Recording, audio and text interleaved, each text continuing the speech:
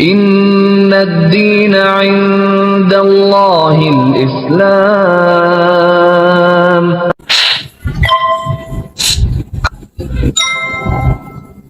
Inilah Badrun, mau panggil intro boleh, Badrun boleh, Hasan penyusup yang dahulunya ingin mengkafirkan guru-guru antum sebetulnya, tapi ternyata Allah berkehendak lain. Cuman sayakah boleh mempelajari Islam itu untuk alasan boleh saya untuk mempelajari Islam.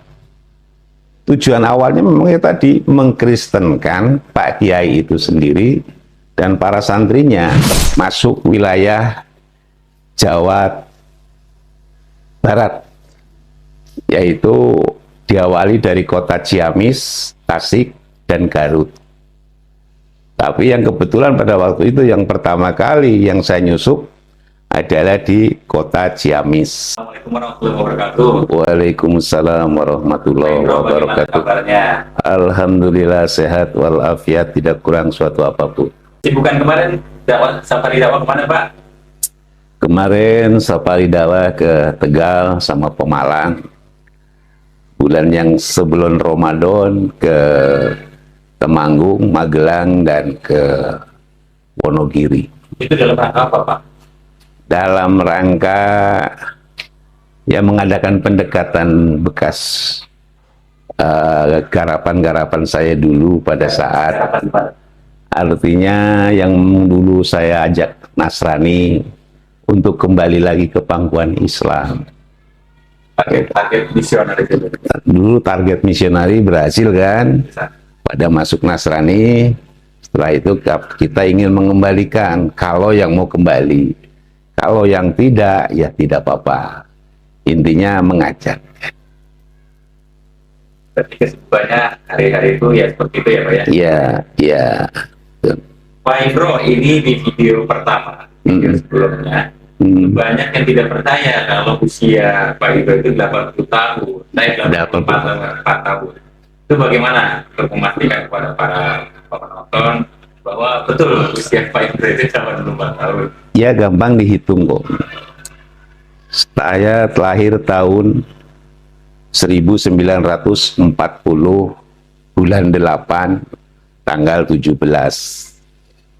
Republik ini merdeka belum diilhami oleh lahirnya saya.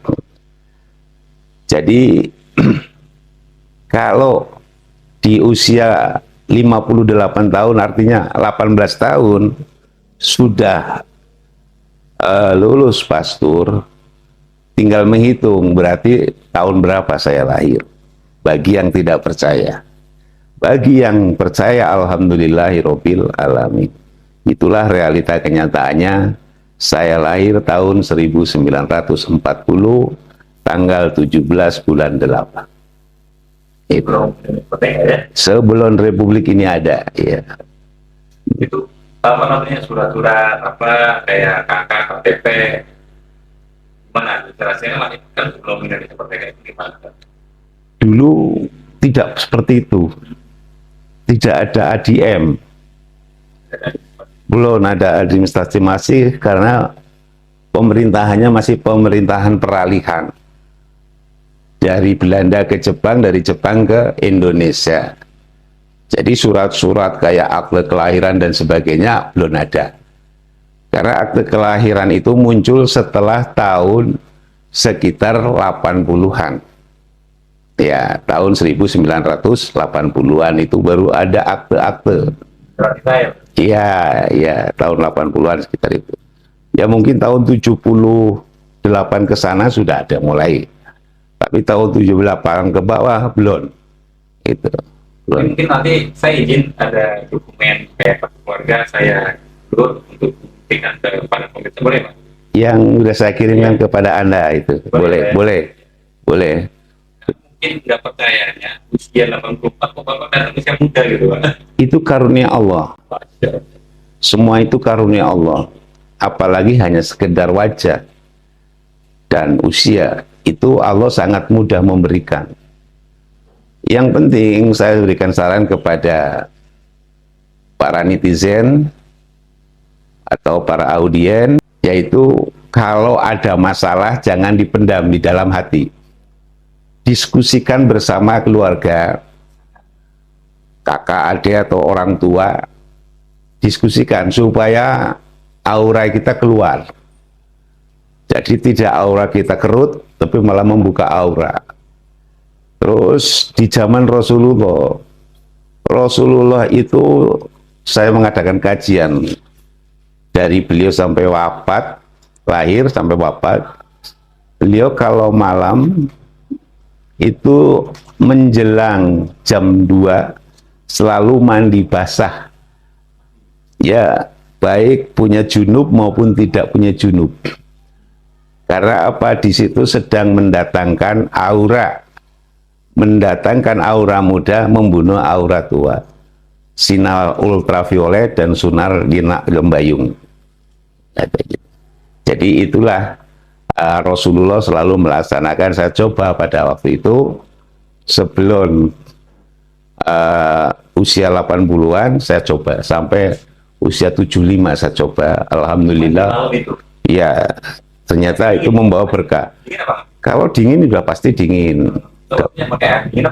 Oh, airnya air dingin. Air dingin langsung. Baik yang ada di bak maupun yang langsung dari sumur.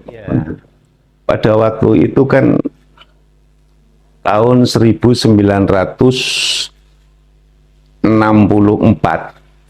ya sampai 1966 setelah pasca G30S saya mencoba masuk wilayah Jawa Barat, yaitu diawali dari kota Ciamis, Tasik, dan Garut.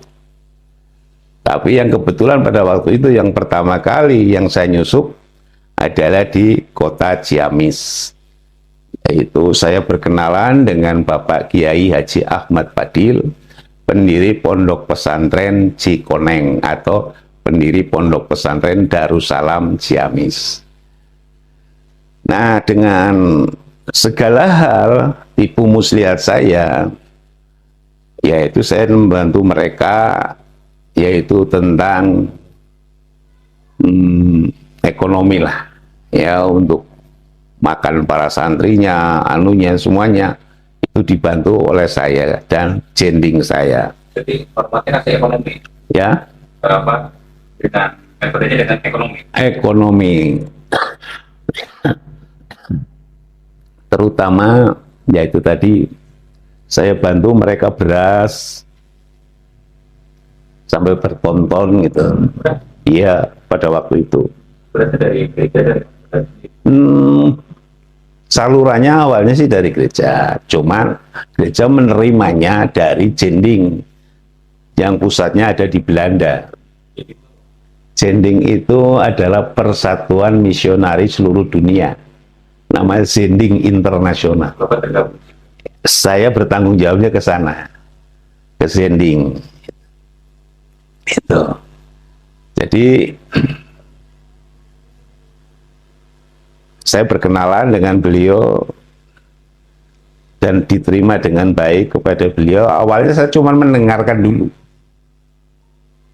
Para santri ngaji, kemudian lama-lama terjadilah dialog dengan Pak Kiai. Pak Kiai, perkenalkan nama saya Indro S. Sukiman. Bla bla bla bla bla bla.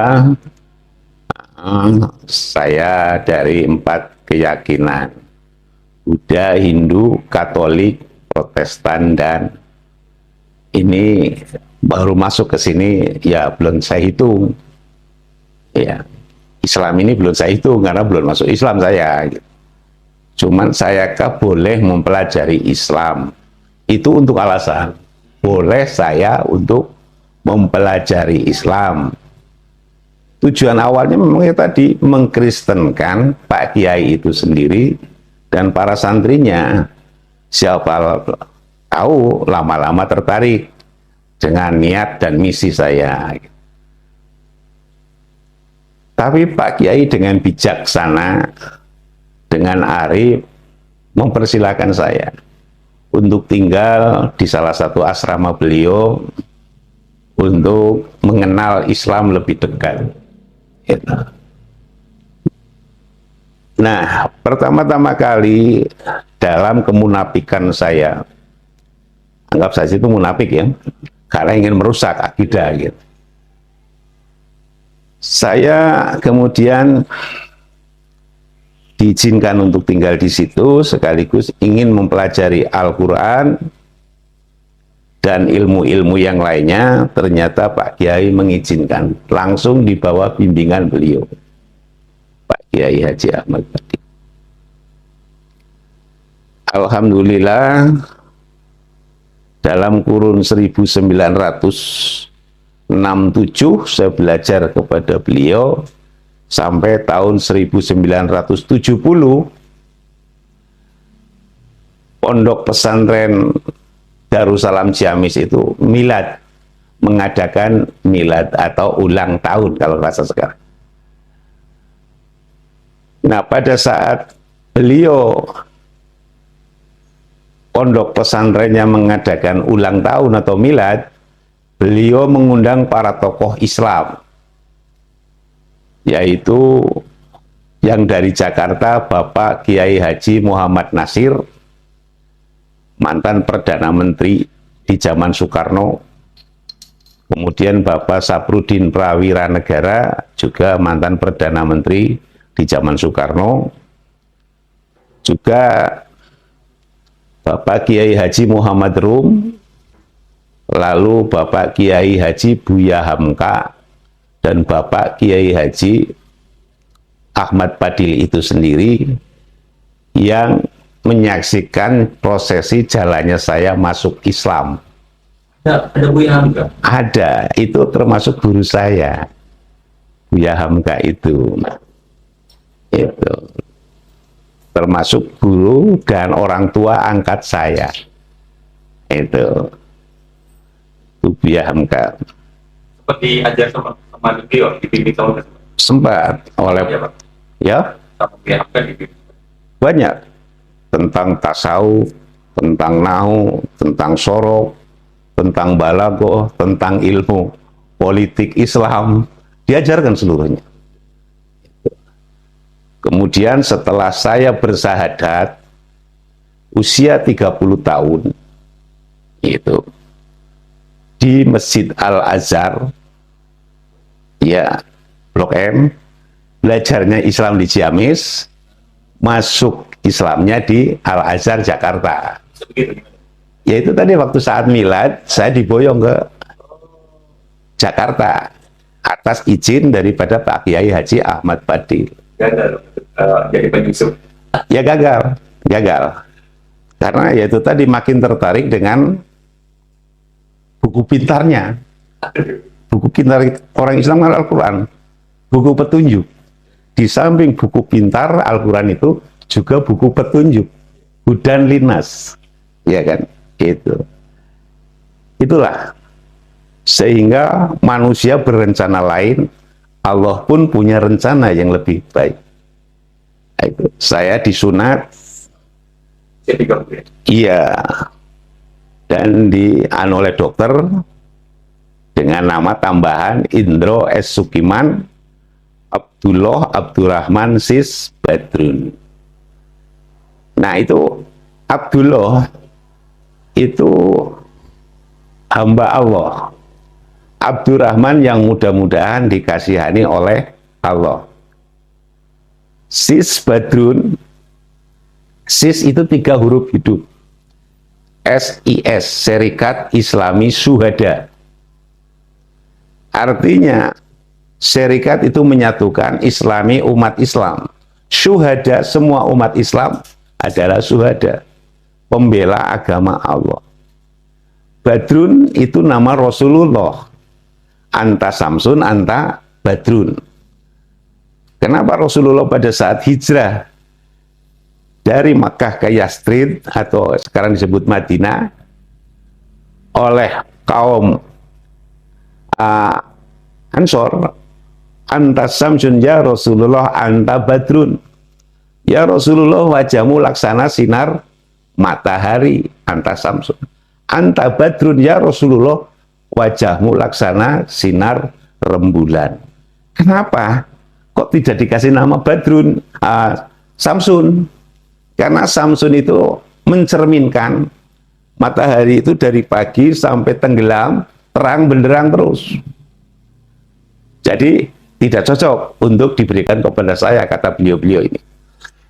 Kata Pak Muhammad Nasir, cocoknya adalah Badrun.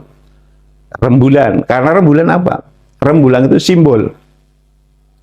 Sebelum mencapai purnama di bulan 15, di tanggal 15, maaf para netizen, maaf karena kurang sehat sedikit.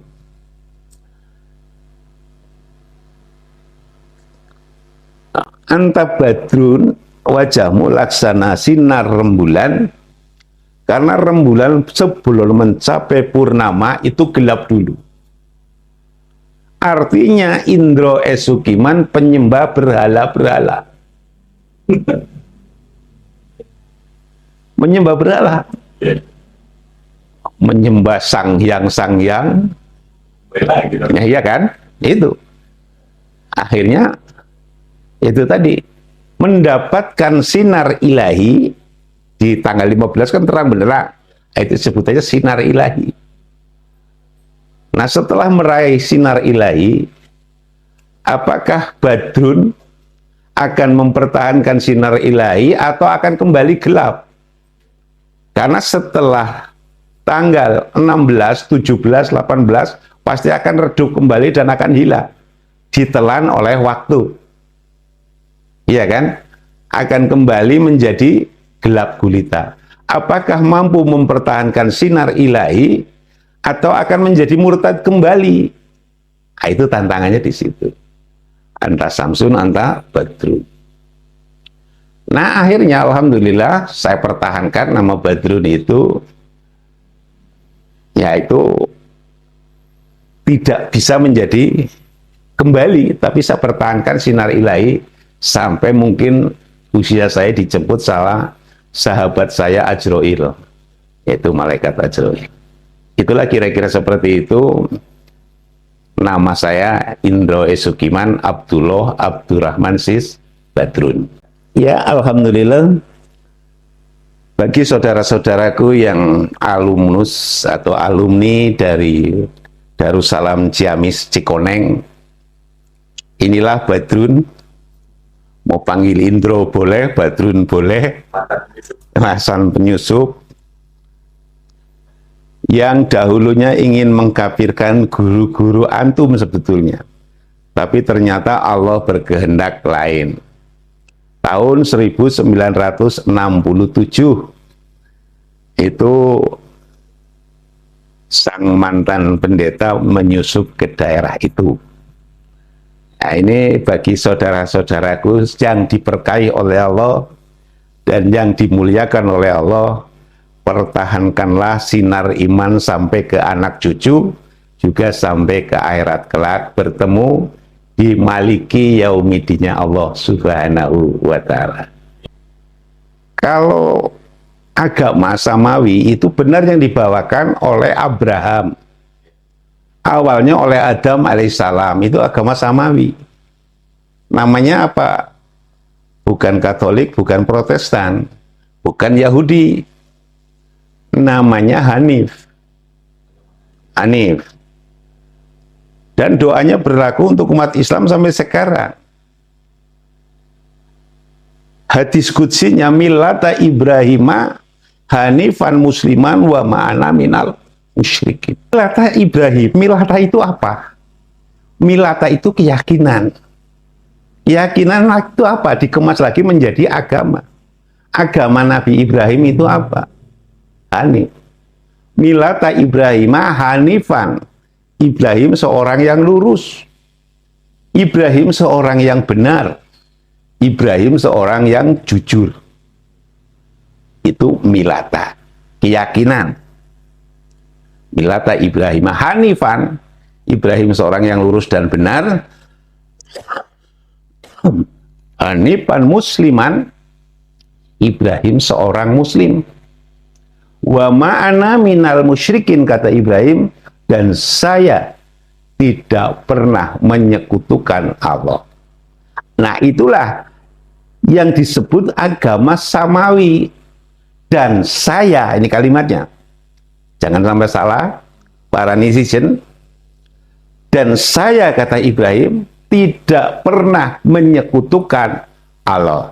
Karena hanifan musliman, kami seorang yang lurus, kami orang yang benar, kami orang yang jujur. Hanifan musliman, kami seorang muslim.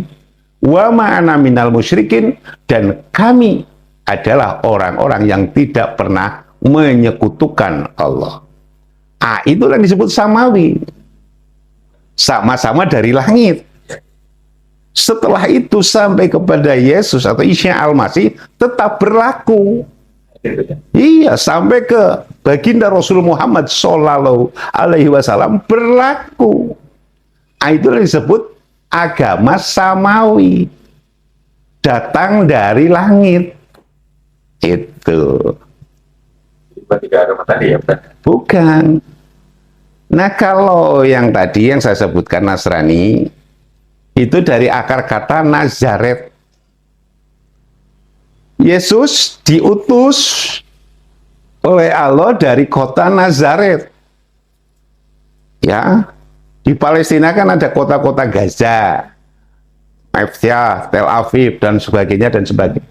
Nah, kebetulan Yesus alaihissalam atau Isa Al-Masih itu diutus dari kota itu, sehingga orang di sekitar itu mengatakan, itu kan keyakinannya orang-orang Nazaret.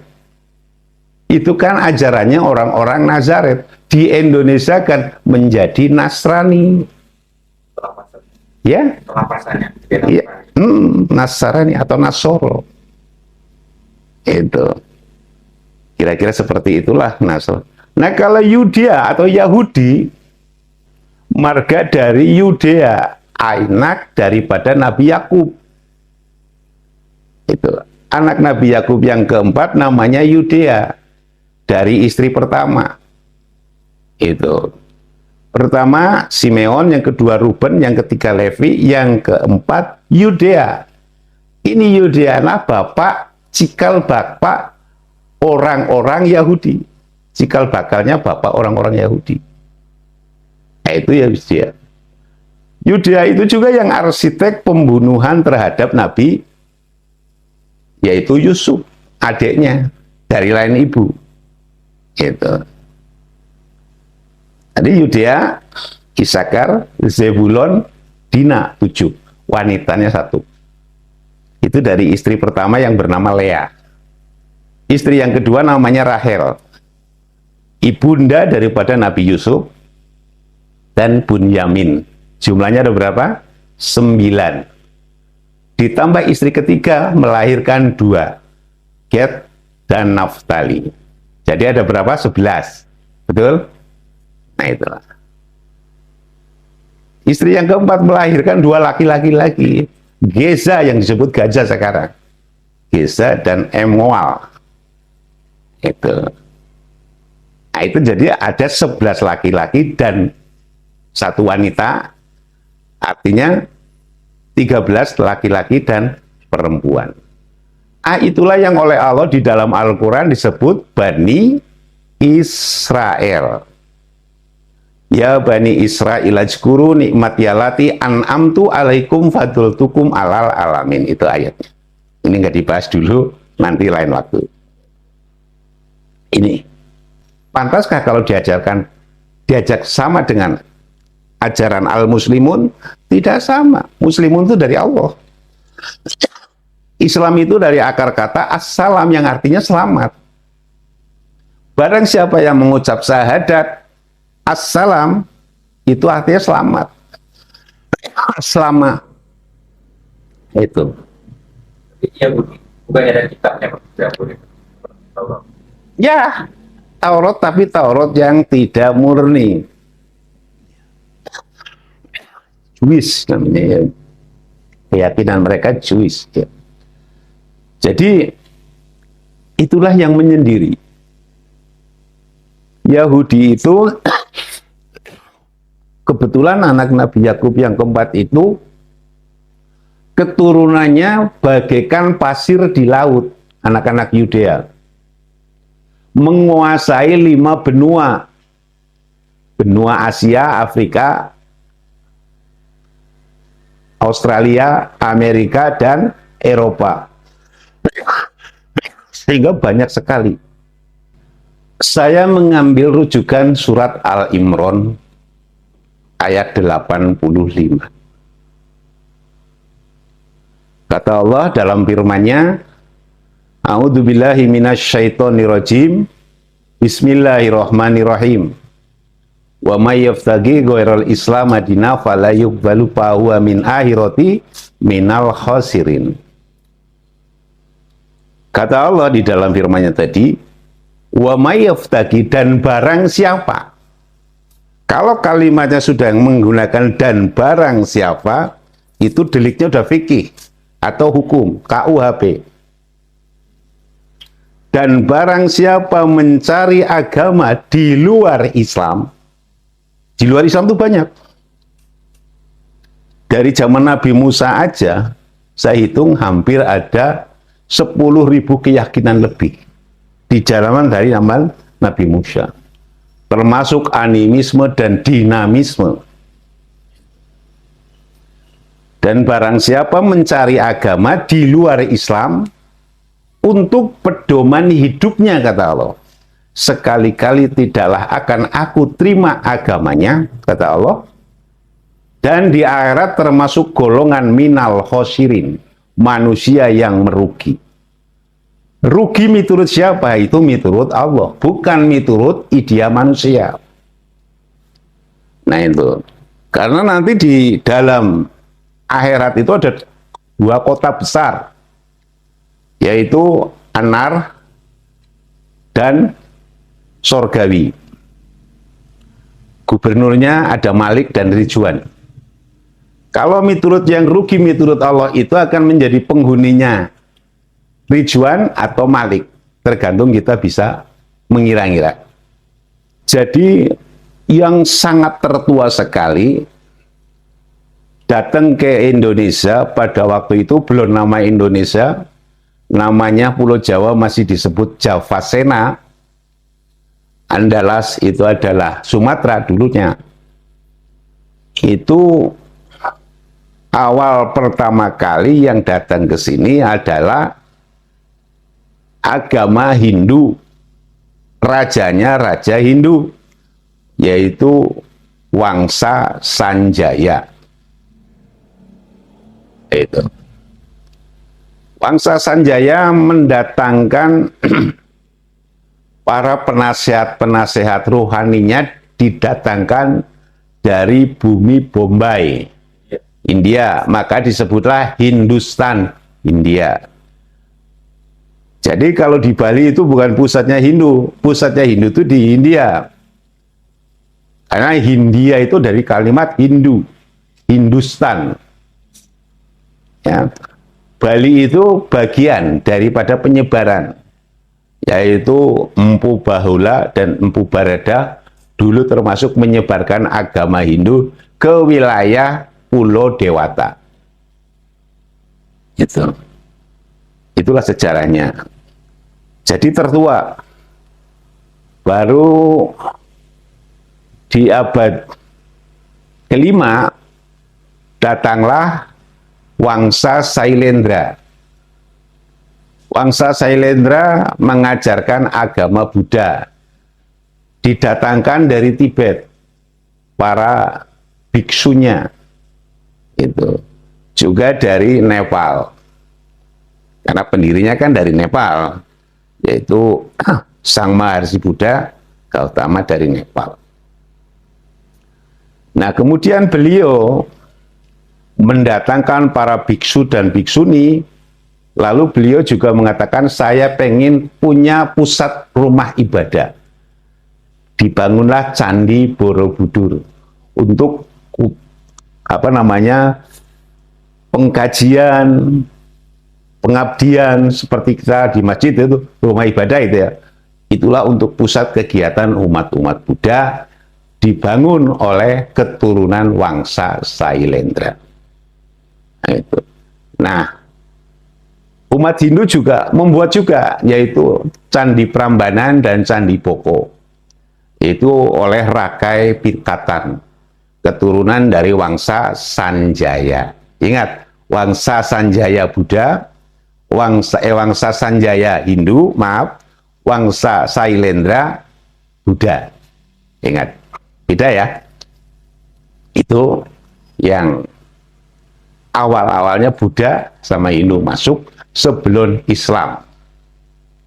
Kemudian di kemudian hari di tahun 1200-an atau 1100-an datanglah Syekh Subakir, perintis para wali pertama.